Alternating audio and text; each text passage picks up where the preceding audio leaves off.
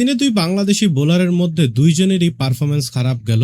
PSL এবার প্রথম দিকে রীতিমতো ভালো পারফরমেন্স করলেও মধ্য আসরে এসে বাংলাদেশি বোলাররা রীতিমতো বাজে পারফরমেন্স করছে। আজ নাহিদ রানা এবং শরীফুল ইসলামের ম্যাচ ছিল পিএসএল এ। আজকের ম্যাচে তাদের দল পেশোয়ার জালমি মুখোমুখি হয় হায়দ্রাবাদ কিংসম্যানের। আর এই ম্যাচে প্রথমে বোলিং করতে নামে শরীফুলরা। বোলিং করতে নেমে প্রথম দিক থেকে বেধড়ক মার খায় শরীফুলরা। প্রথম ওভারে ভালো বোলিং করলেও শরীফুল দ্বিতীয় ওভারে রান দেন, যার কারণে এদিন 2 ওভারই করতে পারে শরীফুল। 2 ওভার বল করে শরীফুল ইসলামকে রান দিতে হয় এদিন 21 রান। অপরদিকে নাহিদ রানা 3 ওভার বল করেছেন, যে 3 ওভারের মধ্যে নাহিদ রানা রান দিয়েছেন 30 রান। বাংলাদেশি এই 2 বোলার বাদে বাকি দলের অন্যান্য বোলাররা সবাই মোটামুটি ভালো বোলিং করেছেন। শুধু এই দুইজনেরই ইকোনমি রেট 10 এবং 10-এর বেশি। বাকি দুইজন বোলার ইফতেখার আহমেদ এবং সুফিয়ান মুকিম দুইজনই 4টি করে উইকেট পেয়েছেন। আমির জামাল পেয়েছেন 1টি এবং অপরটি রান আউট হয়েছে।